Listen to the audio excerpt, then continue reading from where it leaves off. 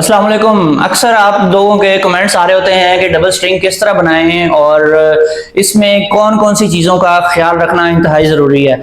तो कमेंट्स तो बहुत ज़्यादा आते हैं, हज़ारों कमेंट्स आते हैं, तो मेरी तरफ से बड़ी माजरत, क्योंकि मैं हर कमेंट का रिप्लाई नहीं कर पाता। इसलिए मैं कोशिश करता हूँ कि जो ज़्यादा कमेंट्स आ रहे होते हैं या फिर जो क्वेश्चन जो है वो जिसका रिप्लाई देना बहुत ज़रूरी होता है, उसके लिए मैं अलग से एक वीडियो बना दूँ ताकि सब लोगों को फ़ायदा हो जाए। तो इसमें आप कोशिश करें, जब भी आपने डबल स्ट्रिंग बनानी है तो आपने दो चीज़ें जो हैं वो देखनी है। एक है जी वोल्टेज और दूसरा है करंट। करंट जो है उसका आपने कुछ और हिसाब से इसको देखना है और वोल्टेज के लिए आपने कुछ और चीज़ें देखनी है। सबसे पहली चीज, जब भी आप सोलर स्ट्रिंग बनाएं तो जब भी आपने उसको डबल करना है, डबल स्ट्रिंग बनानी है, तो कोशिश करनी है इक्वल आपने साइज के सोलर पैनल उसमें लगाने हैं। इक्वल साइज के हों, उनके वोल्टेज इक्वल हों, उनके एम्पेयर्स इक्वल हों, और जितने वोल्ट की आपकी एक स्ट्रिंग बन रही है दूसरी स्ट्रिंग भी उतने वोल्ट की ही बननी चाहिए। एक तो चीज मैंने आपको बताई है वोल्टेज, और दूसरी चीज है एम्पेयर्स।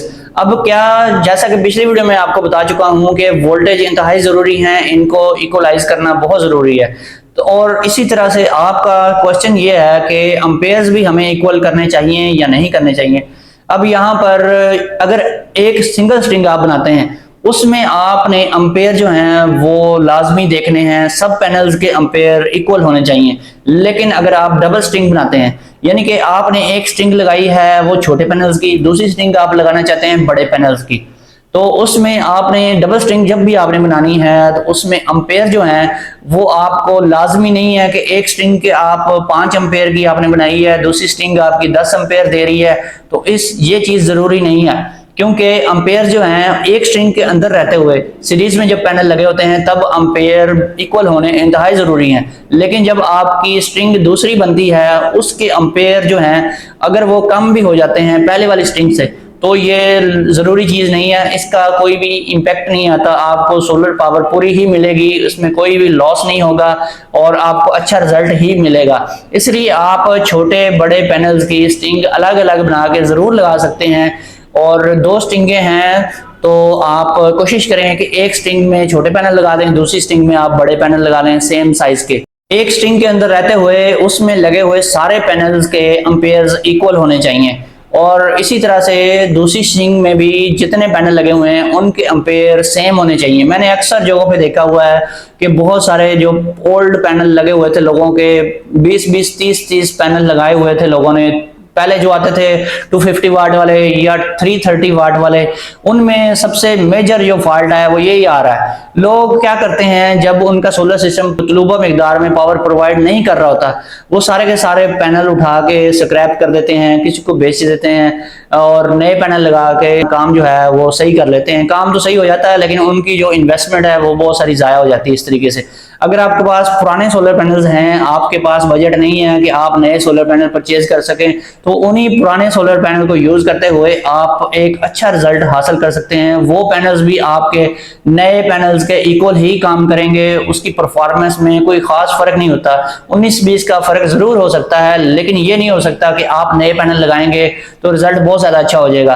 अगर रिजल्ट बहुत ज्यादा अच्छा मिल गया आपको नए पैनल लगा के, तो उसका मतलब यही है कि जो आपने काम करवाया है उसमें कहीं ना कोई फॉल्ट था। वो सोलर पैनल बिल्कुल ठीक थे लेकिन उनमें फॉल्ट जो था वो आपने तलाश करने की बजाय अपने टेक्नीशियन के मशवरे के ऊपर वो सारा कुछ लपेट के मारा परे, वो 10 लाख का आपने नुकसान किया, उसको आपने बेचा जी 5 लाख में, जितने पुराने पैनल थे, ठीक है। उसमें से घाटा खाने के बाद नए पैनल लगा लिए। नए पैनल तो साफ जाहिर है एक जैसे होते हैं सारे, और उन्होंने रिजल्ट भी आपको देना है। तो पुराने पैनल्स रिजल्ट क्यों नहीं प्रोवाइड करते, उसकी मेन रीजन यही है कि उसमें छोटे बड़े पैनल जो हैं एक स्ट्रिंग में आपने यूज किए होते हैं। एक तो रीजन ये होती है, दूसरी रीजन ये होती है कि उस स्ट्रिंग के अंदर, एक स्ट्रिंग के अंदर रहते हुए उसमें कोई एक पैनल आपका डैमेज हो गया है, वो पूरे एम्पेयर नहीं निकाल रहा। जब आपने इस पूरी स्ट्रिंग को चेक करना है, आपने उसकी तारें सारी काट लेनी है, हर पैनल को अलग अलग करके उसकी दो तारें आपस में शॉर्ट सर्किट करनी है, उसका जो ISC करंट है वो आपने क्लैम्प मीटर लगाकर चेक करना है।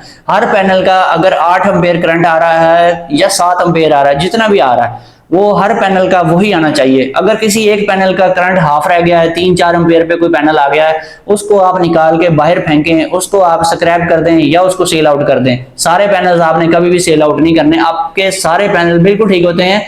अक्सर ये होता है कोई एक पैनल डैमेज हो जाता है, उसका करंट कम हो जाता है, इसलिए पूरी स्ट्रिंग काम नहीं कर रही होती। जब भी एक स्ट्रिंग आपने बनानी है उसमें वोल्टेज जो है वो मैटर नहीं करते, यानी कि आप ऐसे पैनल लगा सकते हैं जिनके वोल्टेज कम या ज्यादा हो। बिलफर्ज आप एक 40 वोल्ट का पैनल लगाते हैं, एक आप लगाते हैं 50 वोल्ट का, एक लगाते हैं 30 वोल्ट का, वो सारे ही काम करेंगे अगर उनके एम्पेयर इक्वल है।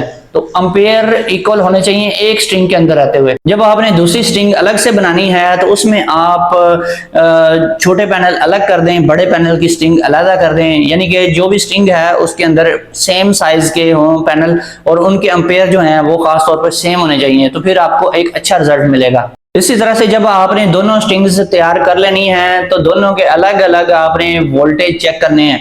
दोनों के अगर वोल्टेज सेम है तो उनको आप सेम सिस्टम के अंदर रहते हुए यूज कर सकते हैं। अगर बिलफर्ज किसी वजह से आपके दोनों स्ट्रिंग्स के वोल्टेज सेम नहीं रहते तो क्या उससे इन्वर्टर जलेगा? नहीं, हरगिज नहीं जलेगा। अगर इन्वर्टर की रेंज के अंदर रहते हुए आपने स्ट्रिंग बनाई है तो इन्वर्टर कभी भी नहीं जलता। बिलफर्ज आप एक 300 वोल्ट की स्ट्रिंग बना लेते हैं, दूसरी स्ट्रिंग जो है आपकी 350 वोल्ट की है, तो आपके इन्वर्टर के ऊपर कोई भी इसका इम्पैक्ट नहीं आएगा। इम्पैक्ट कहाँ पे आएगा? इम्पैक्ट ये आएगा कि आप जब छोटा मोटा लोड 300-400 वाट का 500 वाट का डालेंगे तो जिसके वोल्टेज ज्यादा होंगे उस स्ट्रिंग ने सारा लोड आपका उठा लेना है, और जब तक आप लोड को बढ़ाते नहीं है, जब तक उस स्ट्रिंग की कैपेसिटी से आपका लोड नहीं बढ़ता, तब तक दूसरी स्ट्रिंग के ऊपर लोड पूरा नहीं आएगा। आहिस्ता आहिस्ता दूसरी स्ट्रिंग के ऊपर लोड आना शुरू होगा। जो ज्यादा वोल्टेज की स्ट्रिंग है वो ज्यादा यूज होगी, उसके ज्यादा यूज होने से ज्यादा यही हो सकता है कि वो वाले सोलर पैनल जल्दी आपके डैमेज होंगे, उनकी लाइफ जल्दी खत्म हो जाएगी। और जो आपकी दूसरी स्ट्रिंग वो यूज नहीं ज्यादा होती, वो बहुत ज्यादा हैवी लोड के ऊपर ही वर्किंग करती है। वर्किंग वो भी करती है, ये नहीं होता कि एक स्ट्रिंग ही वर्किंग करती है और दूसरी जो है ऐसी पड़ी रहती है, वो भी काम कर रही होती है। वो तब काम करती है जब आप बहुत ज्यादा 3-4 किलो वाट का लोड डालते हैं, तो दोनों स्ट्रिंग्स मिलकर ही काम कर रही होती हैं, चाहे उनमें वोल्टेज का डिफरेंस भी हो। तो इसमें सिर्फ और सिर्फ फर्क ये होता है कि आपके सोलर पैनल्स की जो जिस पे ज्यादा लोड आता है उसकी लाइफ जल्दी खत्म होती है, उसकी डिग्रेडेशन शुरू हो जाती है, और दूसरी जो स्ट्रिंग है वो ऐसे ही आपके सोलर पैनल नए के नए पड़े रहते हैं, वो जल्दी खराब नहीं होते।